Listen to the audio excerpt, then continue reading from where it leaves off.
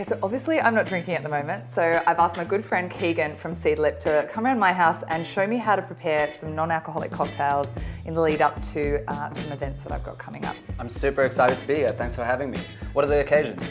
Okay, well first of all, I've got some friends coming around this weekend, and normally when friends get here, I offer them a beer or bubbles or a wine. Obviously I'm not drinking, and I've also got some other friends that aren't drinking as well, and I want them to still feel special and included with a nice drink on arrival, but I'm also going to be really busy in the kitchen, so I don't want something that's going to take me forever to make, like a fancy cocktail. I want something that's super easy that they can do themselves. We've got this, our Seedlip Simple Serve. All it calls for is adding some ice and tonic water. And then what we can do is we can have a large array of different garnish options for them to play around with. And we can show them how to use the garnishes to get as much flavor as possible from those garnishes. How does that sound? I love it. That sounds great. Where do we start? So let's make the first one. It's a Seedlip Garden 108. Garden 108 is very herbaceous, very green. There's a lot of spearmint, rosemary, thyme. Now we always want the ice to be sitting just above the bubbles. Two reasons. The more ice means that we keep the bubbles there for longer. It stops it from diluting and keeps it really nice and cold. But it also keeps the garnish on top really nicely and looks beautiful. Okay. We're going to use sugar snap peas as one of the main botanicals. And what you do is you give it a nice little pop. It breaks it, releases the oils, and put it on the side there. See how it's sitting up? Yep. That's the ice holding it up. Next one, we're going to put some rosemary in there. Now what I want you to do is I want you to slap this rosemary really hard. Okay. That's going to release the oils and put it next to your sugar snap pea. Okay, that's great because I have rosemary on my rooftop, so I don't have to go and buy anything. I can just steal some. All right, let's have a try. Okay. Oh, it smells like a garden. It's refreshing. I can definitely taste the sugar snap. That's really nice. Wonderful. I'm glad you like it. You can also eat the sugar snap pea. It's really nice and sweet.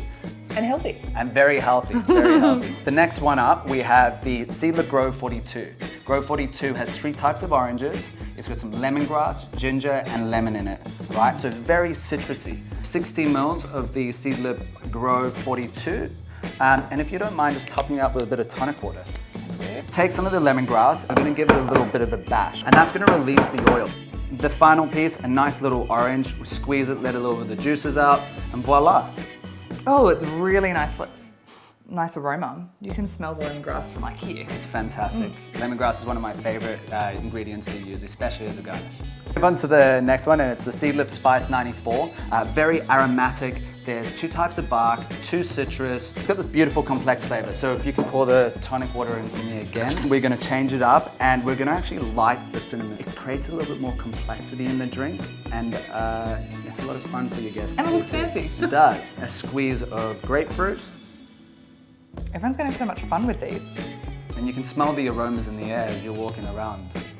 Oh, I think that's my favorite. That's your favorite? Yeah. Great. Yeah, Fantastic. that's great. This is just a great starting point. It's all about just having some fun and experimenting with flavors.